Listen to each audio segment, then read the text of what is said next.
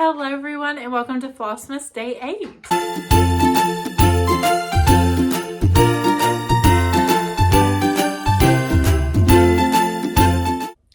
Hello guys, so today we're going to do everything a little bit different. So I'm sure you saw by the title of this video that I'm going to be doing a little bit of organization on my cross stitch supplies. I am outgrowing my cart. If you've seen that video, I did do a video previously showing my cross stitch cart organization, which worked out really well for a couple of months. And slowly I've been like having a pile accumulate on my nightstand of like stuff that is building up and doesn't fit in the cart, or like I'll put like little tackle boxes, to hold your floss, or I have them holding like embellishments and things like that too. And slowly they're stacking up on top of my cart, and then every time I move the cart they fall off. So I need to do something different. So my thought is I bought these from Joann's, which I'll show you a little bit more in depth, but they're collapsible organizers. So go ahead and pop this one up for you. You basically just snap that into place and it's not collapsible anymore. And you have an organizer and they actually stack on top of each other really nicely. Show you this one. So this is one collapse and this one, or this is collapsed and this one's not, but you see how tight they stack on top of each other? They were $4 a piece from Joann's. They're 12 by 16. I will link them below. They were on sale, but they're still on sale at the time of linking this, and I bought them like 2 weeks ago, so they probably go on sale a lot. If you're experienced shopping at Joann's, it's kind of the thing where they always have a sale going on. So yes, I will link these below because they were only $4 and they come in, I want to say 16 colors. So I'm going to use them to do a little bit of organizing of my whips, just on my stash things really. Some things I am keeping in the cart, but I figured that this, see how nicely they stack? They're not even wiggling. And even, look at these. These are 3 that are collapsed, and look at this. Look how nicely they stack. I was a little worried with them only being $4. I was like, what is the quality gonna be on these? But they're super nice so far. Now I haven't used them, but just pulling them out of the box, I'm really impressed. So yeah, I'm gonna kind of jump into some storage and organization with that, and I'm gonna lay everything out and you're gonna come along and organize with me. I have no idea what I'm doing yet. I have everything organized into piles, and then you're gonna help me all the way organize it because I don't know what I'm doing yet. Anyway, but because of that, I'm gonna go ahead and do our free pattern first. So today's free pattern is from Durene Jones Cross Stitch, and this is called Baked with Love. The stitch count on this one is 36 by 48, and the pattern comes in color and black and white, which is really nice, especially for a freebie.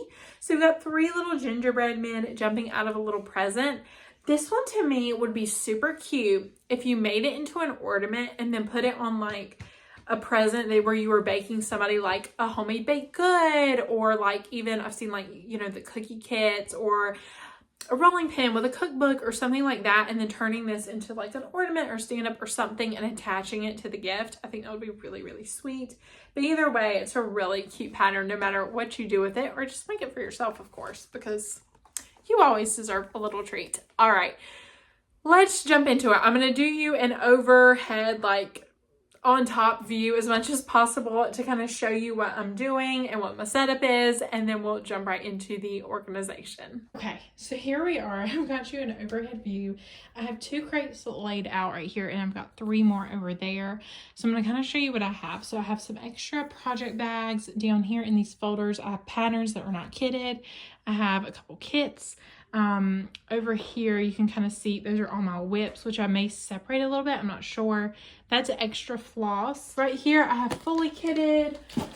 In this container I have partially kitted. This container has all my cross stitch fabric. This container has all my finishing fabric. This bag and a few loose scragglies are all my cross stitch finishes. So I'm just going to kind of go through and see what I think works best. So I know I'm on for whips. So I'm going to start by putting all my whips in one that I'm not currently working on, which they actually fit really well. I do have a cross stitch basket, which I keep beside my couch, where I keep whips that I'm currently working on. And I normally keep about 7 or 8 in there. So this seems to work well. It does have a label spot right here, which I will make after the video and put that in. So that's going to be whips. I'm going to go ahead and stack up that one and open another one real quick. Okay, so where I really feel like that I am busting out of my storage is my partially kitted and fully kitted. So what I'm going to do is I'm going to put my fully kitted and my kits in this one, because I feel like, I mean, if they're fully kitted, if they're kits, they're fully kitted too. I might eventually break this down more. But right now I am limited on space, so that'll probably be once I get a craft room. So for now, this I bought forever ago. I don't think I'm ever going to do it. Would anybody want this? If you would like this, comment below and I will send it to you. But yeah, here's that. And then I have this kit. So these are fully kitted. And then I have this one, which actually I'm going to take out of the box so it doesn't take up as much room, and put it in one of these bags real quick. I actually thought you might want to see this. I don't know. I feel like I would enjoy watching this. So I'm going to take everything out. And actually, I'm not going to get rid of the box. I'm just going to open up the box and break it down, and I'm going to put it in the bag with it, which I'll probably take out while I'm actually working on it, but I haven't started it yet, so I think it's fine to keep it in there for now. Put everything in there, zip it up. I will add a label later telling me exactly what is in there. So those are my fully kitted projects. So now I'm going to do partially kitted in this one, because again, this one, you can see it's kind of busting out the seams, and when you put the top on it, it like domes. So let's go ahead and do partially kitted.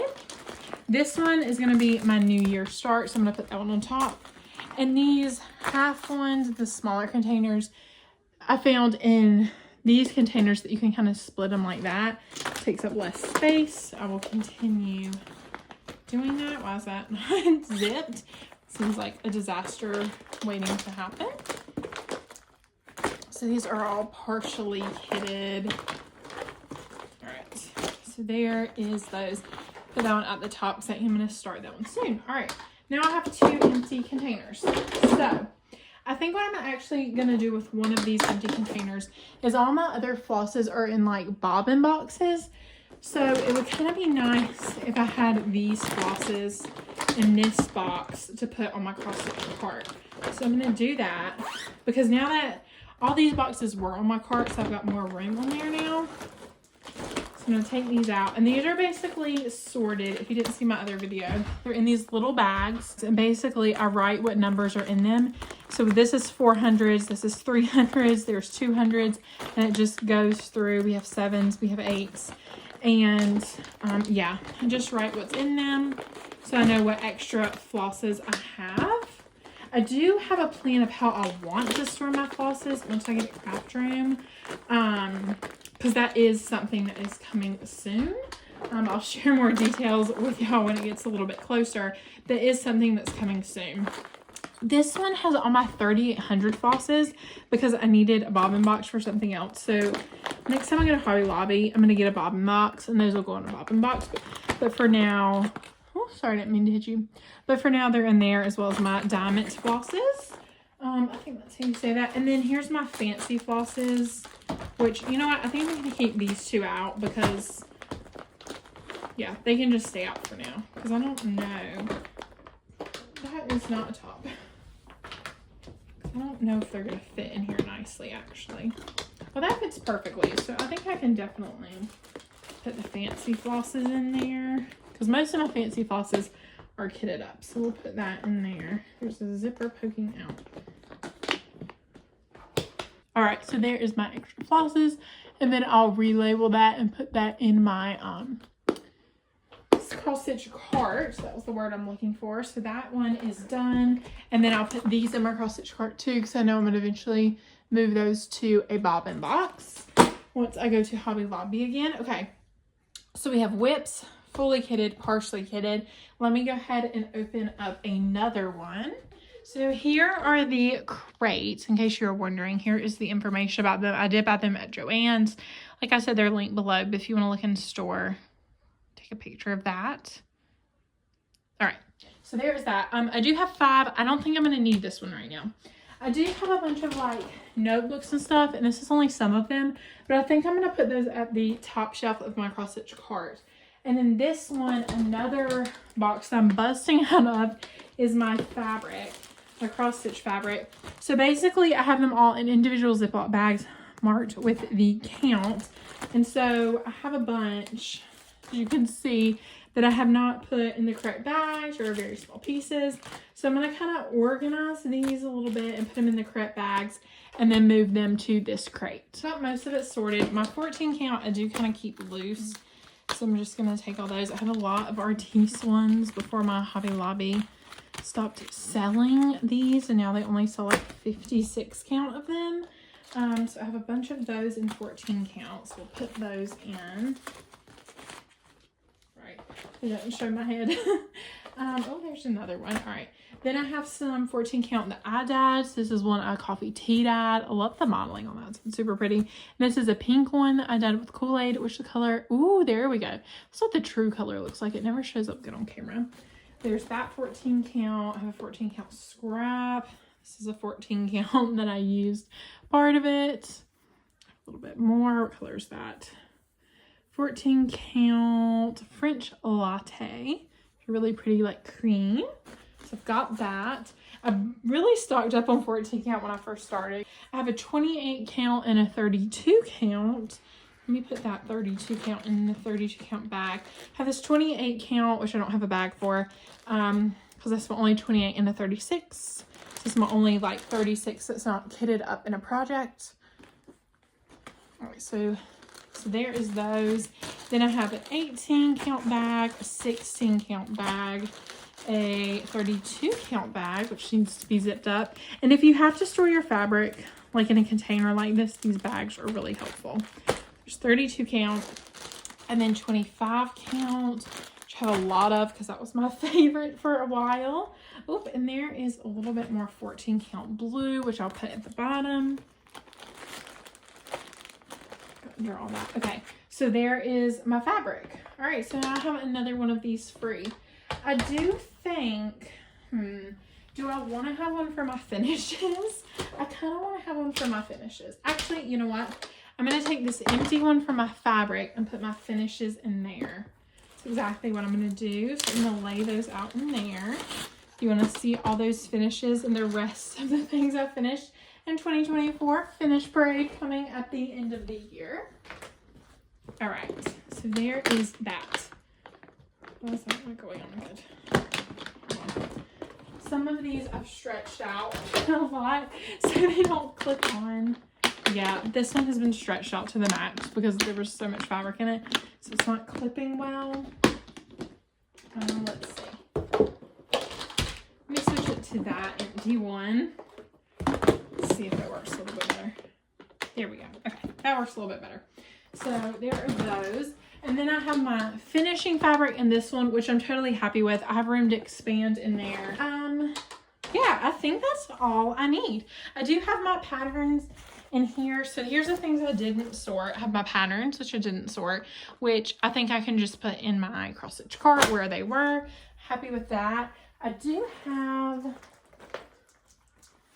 all these extra bags that I kit up projects in, which again, I think I'll put in my cart for now. I could kind of have that last crate with all the like random stuff, like the extra bags, patterns, random things like that, which I may eventually do, but for now I'm happy with this. I feel like 4 of these on my bedside table is plenty, because once you fill them up and they're like expanded like that, they are pretty big. But I can just clip this one at the bottom of one of those and it won't take up that much more room, and it'll lock in tight. So very happy with these. Would 100% recommend these. And actually, when they got here, my son has the IKEA, well, they're not the IKEA ones, but you know the IKEA Calyx, like the cube storage. He has the Target version of those because we don't have an IKEA close to us, and it would have cost like $200 just to ship that shelf here. So we got the Target version, and these fit really well in that, which is what I'm planning to do for my table in my craft room. So I definitely will be investing in more of those. Honestly, probably some for his toys, but some for my craft table as well. So yeah, that is my organization for now. If you'd like to see more in depth of how my cart is organized now, I'm kind of transitioning my cart now. I've organized this, I can do that. But yeah, thank you so much for watching and coming along this journey with me. It definitely motivated me to go ahead and get this done and not put it on the back burner. So thank you so much, and I'm going to go back to a forward-facing camera view to finish up today's video. All right, guys, I hope you enjoyed that organization. I'm filming the end part before I actually organize it, so hopefully it all worked. Hopefully it'll be nice. Hopefully this will, well, I know it's going to look better on my nightstand than just a pile of random things. But yeah, hopefully that gave you some ideas too for if you don't have a ton of room but need to store your cross-stitch supplies.